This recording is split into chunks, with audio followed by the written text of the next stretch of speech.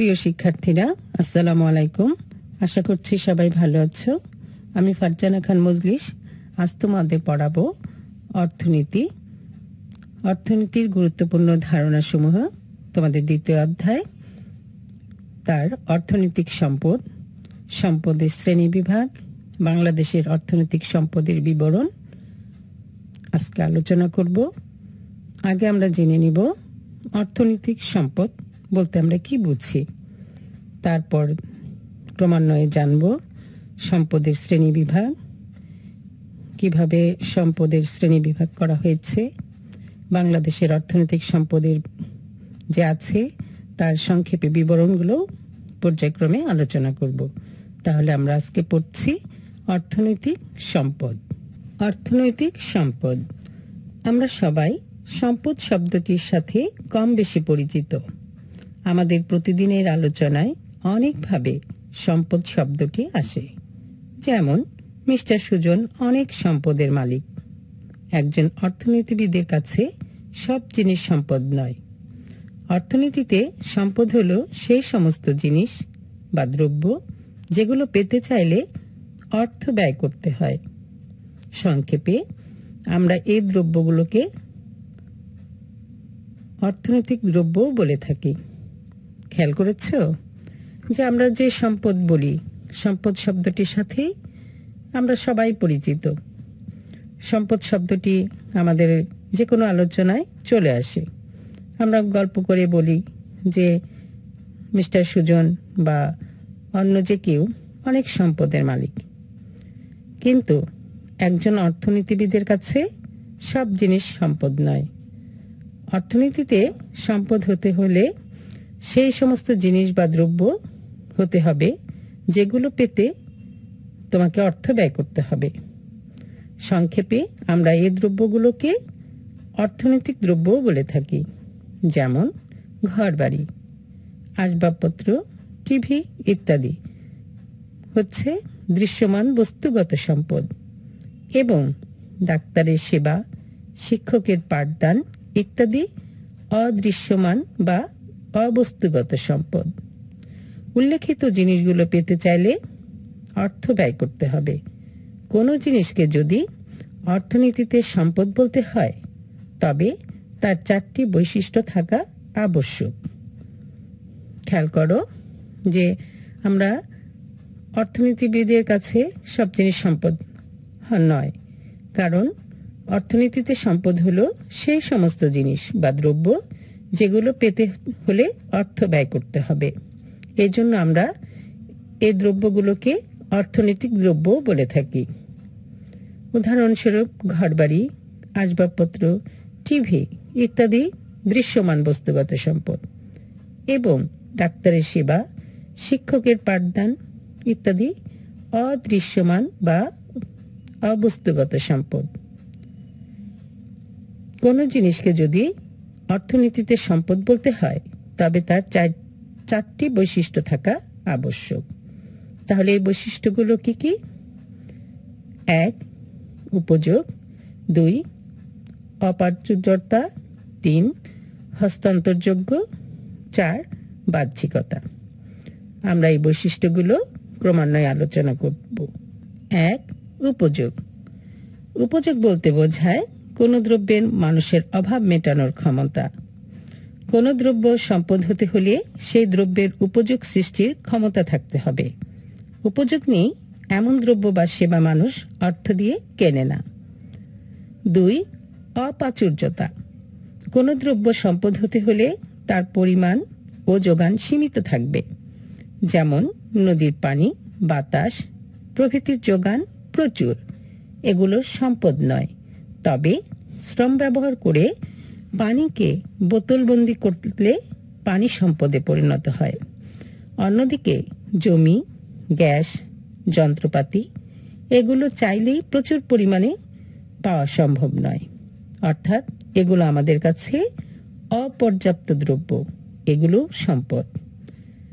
তাহলে দেখো, কোনো দ্রব্য সম্পদ হতে হলে তার পরিমাণ ও যোগান সীমিত থাকবে। যে আমাদের নদীর পানি, বাতাস, এটার যোগান প্রচুর, তাই এটা সম্পদ নয়। শ্রম ব্যবহার করে এই পানিকে যদি বোতলে বন্দি করা যায় তাহলে সেটা পানি সম্পদে পরিণত হবে।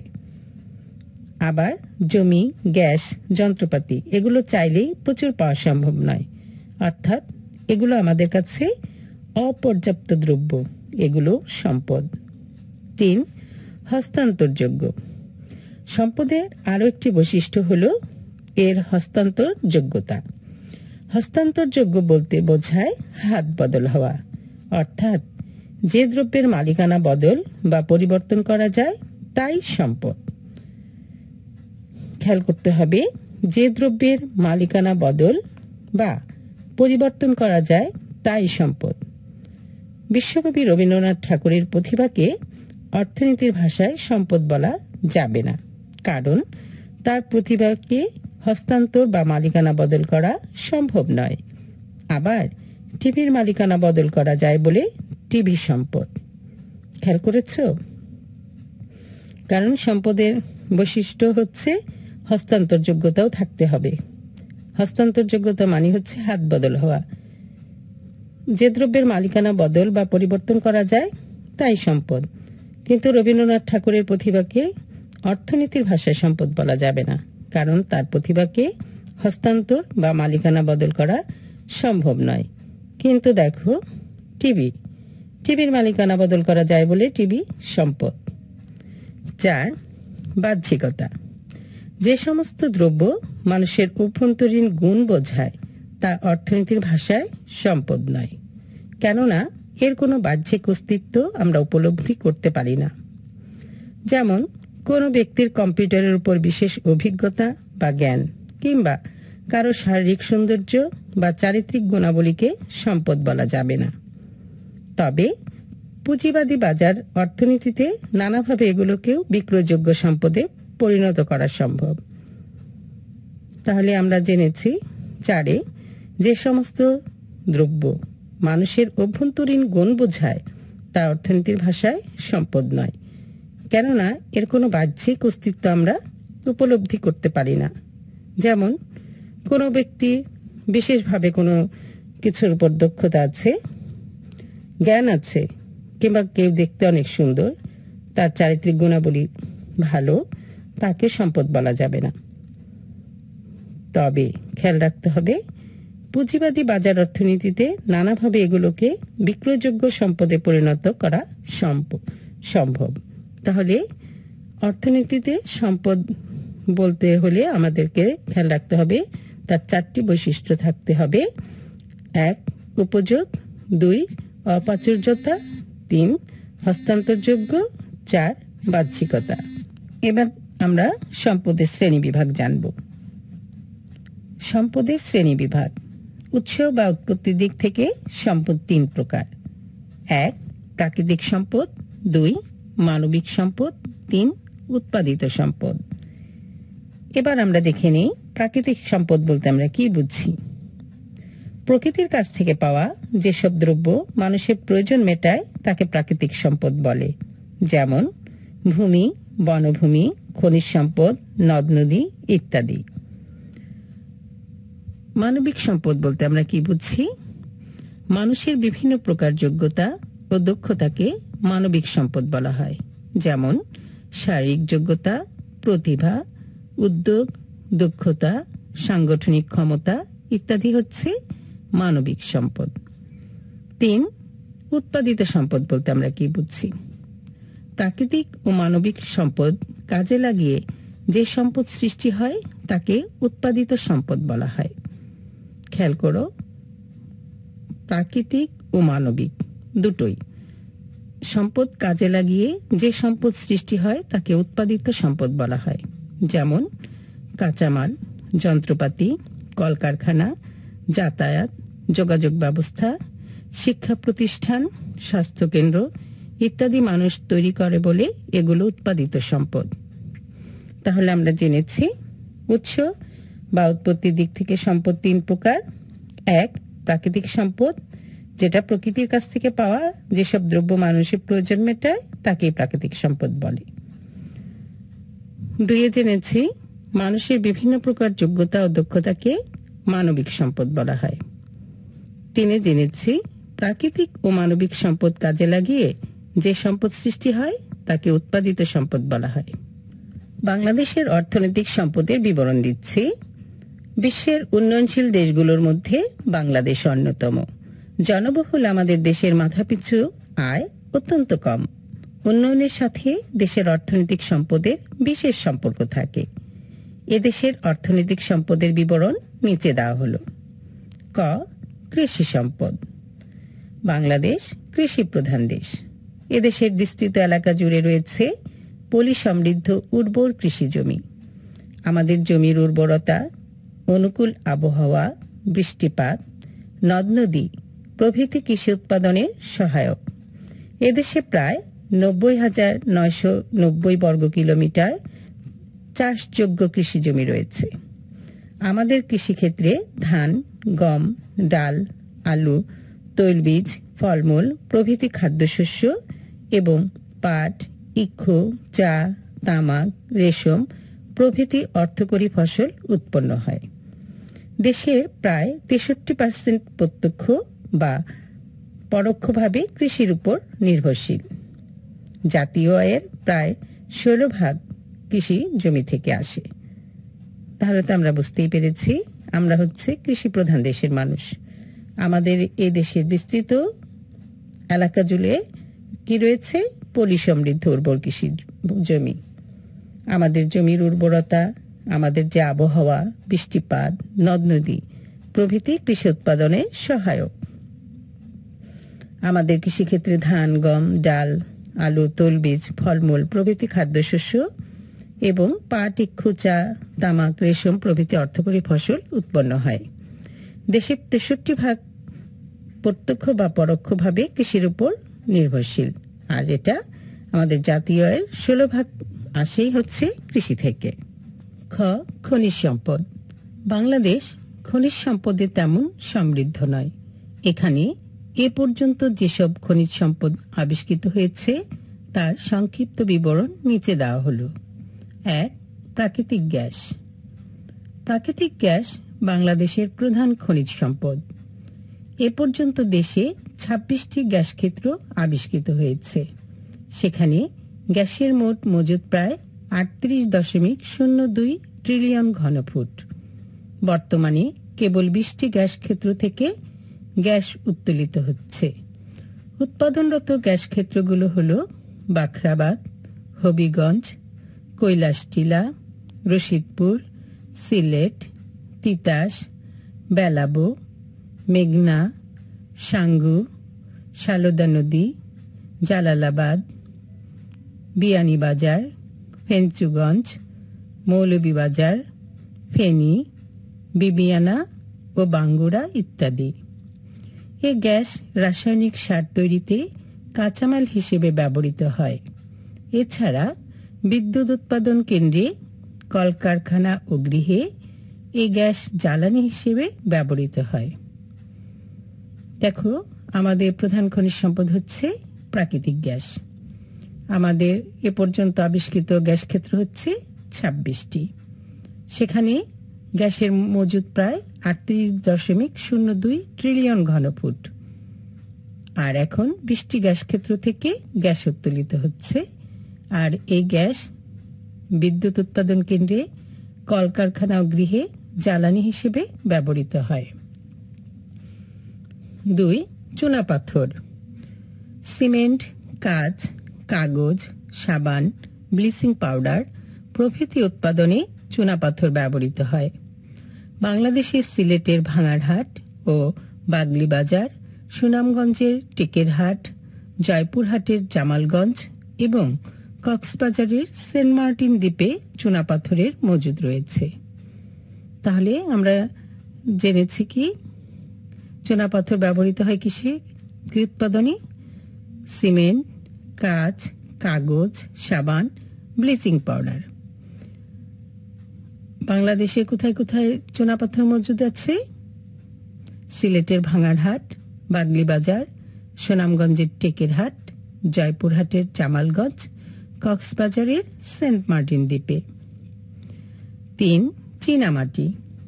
ময়মনসিংহের বিজয়পুর ও নওগাঁ জেলার পত্নীতলায় চীনামাটির মজুদ রয়েছে। এটি বাসনপত্র, স্যানিটারি দ্রব্য তৈরির কাজে ব্যবহৃত হয়।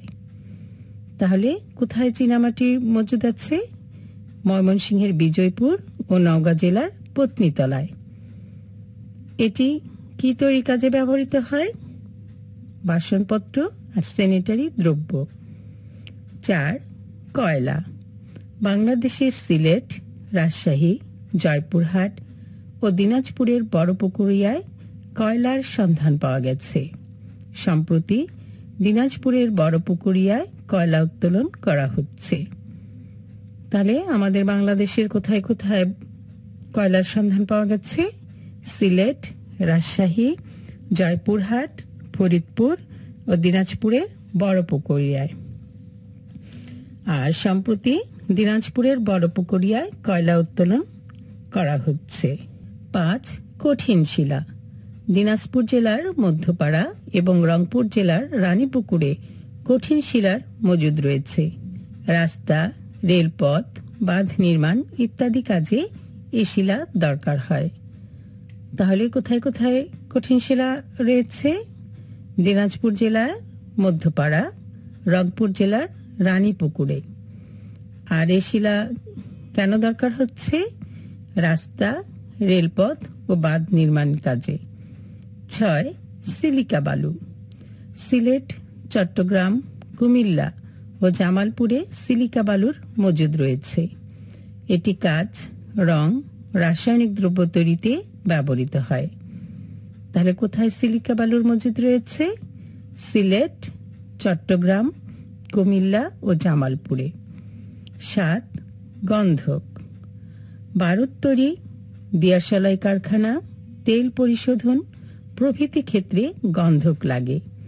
চট্টগ্রামের কুতুবদিয়া দ্বীপে গন্ধক পাওয়ার সম্ভাবনা রয়েছে। তাহলে গন্ধক কোন কাজে লাগে? বারুদ তৈরিতে, দিয়াশলাই কারখানায় আর তেল পরিশোধনে। 8. খনিজ তেল। সিলেটের হরিপুরে খনিজ তেলের সন্ধান পাওয়া গেছে। দেশের উপকূলীয় এলাকা, পার্বত্য চট্টগ্রাম ও সিলেটে তেল অনুসন্ধানের কাজ চালানো হচ্ছে।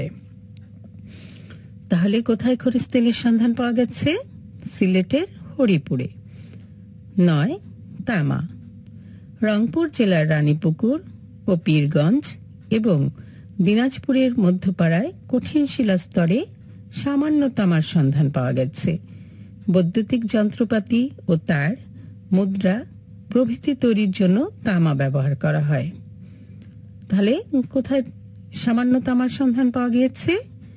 রংপুর জেলার রানীপুকুর ও পীরগঞ্জ এবং দিনাজপুরের মধ্যপাড়ায় কঠিন শিলাস্তরে সামান্য তামার সন্ধান পাওয়া গেছে। গ. বনজ সম্পদ। বনভূমি ও বনজ সম্পদ অত্যন্ত গুরুত্বপূর্ণ প্রাকৃতিক সম্পদ। প্রাকৃতিক ও পরিবেশগত অবস্থা ভালো রাখার জন্য যে কোনো দেশের কমপক্ষে 25% বনাঞ্চল থাকা দরকার। কিন্তু বাংলাদেশের মোট বনভূমি মোট ভূখণ্ডের প্রায় 11.1%, যা অন্যান্য দেশের তুলনায় কম। যেমন আমেরিকায় 33.84%, জাপানে 67%, বার্মায় 63% এবং ভারতে 24% বনাঞ্চল রয়েছে। বাংলাদেশের সমগ্র বনভূমিকে 5 ভাগে ভাগ করা যায়। 1. সুন্দরবন। খুলনা, সাতক্ষীরা, বাগেরহাট ও বরগুনা জেলার মোট সমুদ্র উপকূলে এ বন অবস্থিত। খেয়াল করো, খুলনা, সাতক্ষীরা, বাগেরহাট ও বরগুনা জেলার সমুদ্র উপকূলে এ বন অবস্থিত। এর আয়তন প্রায় 6017 বর্গ কিলোমিটার। এ বনাঞ্চলে সুন্দরী, গড়ান, গেওয়া, কেওয়া, বাইন প্রভৃতি মূল্যবান গাছ জন্মায়। সুন্দরবনে পৃথিবী বিখ্যাত বাঘ, রয়্যাল বেঙ্গল টাইগার এবং বিভিন্ন প্রজাতির মূল্যবান পশু পাখি বাস করে। 2. চট্টগ্রাম ও পার্বত্য চট্টগ্রামের বনভূমি। এ দুটি জেলার প্রায় 13,295 বর্গ কিলোমিটার পাহাড়ি এলাকা জুড়ে এ বন বিস্তৃত। এ বনে সেগুন, গর্জন, গামারি, জারুল, শিমুল, চম্পা, বাঁশ, বেত প্রভৃতি গাছ প্রচুর পরিমাণে জন্মায়। 3. মধুপুর ও ভাওয়াল বনভূমি। ময়মনসিংহ ও টাঙ্গাইল জেলার মধুপুর গড় এবং গাজীপুর জেলার ভাওয়ালের গড় মিলে এ বনভূমির আয়তন প্রায় 1064 বর্গ কিলোমিটার। এখানে শাল, গজারি, বনজাম, করই প্রভৃতি গাছ জন্মায়। 4. সিলেটের বনভূমি। এ বনভূমি সিলেট জেলায় অবস্থিত। এর আয়তন প্রায় 1040 বর্গ কিলোমিটার। এখানে শিমুল, বনজাম, বাঁশ, বেত প্রভৃতি বহু রকমের গাছ জন্মায়। 5. দিনাজপুর ও রংপুরের বনভূমি। এ বন দেশের উত্তর পশ্চিমে দিনাজপুর ও রংপুর জেলার বরেন্দ্রভূমিতে অবস্থিত। এর আয়তন প্রায় 39 বর্গ কিলোমিটার। এখানে শাল, গজারি প্রভৃতি গাছ জন্মায়। ঘ. প্রাণীজ সম্পদ। বাংলাদেশের সর্বত্র বিভিন্ন প্রজাতির পশু পাখি দেখা যায়। গৃহপালিত পশু পাখির মধ্যে গরু, ছাগল, ভেড়া, মহিষ, হাঁস, মুরগি প্রভৃতি প্রধান। এছাড়া সুন্দরবন ও পার্বত্য চট্টগ্রামের বনাঞ্চলে রয়েছে বাঘ, হাতি, হরিণ প্রভৃতি মূল্যবান জীবজন্তু ও অসংখ্য প্রজাতির পাখি। আমাদের নদ নদী, বিল, হাওর, পুকুর ইত্যাদি জলাশয় এবং বঙ্গোপসাগরে বিভিন্ন রকম মাছ পাওয়া যায়। এ ধরনের সম্পদ আমাদের পুষ্টির চাহিদা পূরণ করে, কর্মসংস্থানের সুযোগ সৃষ্টি করে, চামড়া শিল্পের কাঁচামালের যোগান দেয়। এ সম্পদ রপ্তানি আয় বৃদ্ধিতে সহায়ক। ও শক্তি সম্পদ। কলকারখানা, যানবাহন ও যোগাযোগ, যান্ত্রিক চাষাবাদ, গৃহকর্ম প্রভৃতি ক্ষেত্রে শক্তি সম্পদের ব্যবহার অপরিহার্য। কয়েকটি উৎস থেকে শক্তি পাওয়া যায়। এগুলো হলো কয়লা, খনিজ তেল, প্রাকৃতিক গ্যাস, পানি, আণবিক শক্তি, সৌরশক্তি এবং বিভিন্ন প্রকার প্রচলিত জ্বালানি সামগ্রী। বাংলাদেশের কয়েকটি স্থানে কয়লার সন্ধান পাওয়া গেলেও তা এখনও উত্তোলন করা হয়নি। সিলেটের হরিপুরে পেট্রোলিয়ামের সন্ধান পাওয়া গেছে। প্রয়োজনীয় পরিমাণ পেট্রোলিয়াম বিদেশ থেকে আমদানি করতে হয়। আণবিক শক্তির সাহায্যে বিদ্যুৎ উৎপাদন এখনও এদেশে শুরু করা সম্ভব হয়নি। বাংলাদেশে শক্তির যোগান বহুলাংশে প্রাকৃতিক গ্যাস, বিদ্যুৎ ও প্রচলিত উপকরণ থেকে আসে। আমরা প্রাকৃতিক গ্যাস কলকারখানা, গৃহকর্ম ও বিদ্যুৎ উৎপাদনের জন্য ব্যবহার করি। এদেশে পানি থেকে বিদ্যুৎ উৎপাদন করা হয়। একে পানি বিদ্যুৎ বলে। পার্বত্য চট্টগ্রামের কাপ্তাই নামক স্থানে কর্ণফুলী নদীর তীরে দেশের একমাত্র পানি বিদ্যুৎ উৎপাদন কেন্দ্রটি অবস্থিত। গ্যাস, তেল, কয়লার সাহায্যে যে বিদ্যুৎ উৎপন্ন হয় তাকে তাপ বিদ্যুৎ বলে। বাংলাদেশে নিম্নলিখিত বিদ্যুৎ উৎপাদন কেন্দ্রে খনিজ তেল জ্বালানি হিসেবে ব্যবহৃত হয়। 1. গোয়ালপাড়া তাপবিদ্যুৎ কেন্দ্র, খুলনা। 2. ভেড়ামারা তাপবিদ্যুৎ কেন্দ্র, কুষ্টিয়া। 3. ঠাকুরগাঁও তাপবিদ্যুৎ কেন্দ্র। 4. সৈয়দপুর তাপবিদ্যুৎ কেন্দ্র, নীলফামারী। এদেশের গ্যাস চালিত বিদ্যুৎ উৎপাদন কেন্দ্রগুলো হল: 1. সিদ্ধিরগঞ্জ তাপবিদ্যুৎ কেন্দ্র, নারায়ণগঞ্জ। 2. আশুগঞ্জ তাপবিদ্যুৎ কেন্দ্র, ব্রাহ্মণবাড়িয়া। 3. ঘোড়াশাল তাপবিদ্যুৎ কেন্দ্র, নরসিংদী। 4. শাহাজিবাজার তাপবিদ্যুৎ কেন্দ্র, সিলেট। 5. চট্টগ্রাম তাপবিদ্যুৎ কেন্দ্র।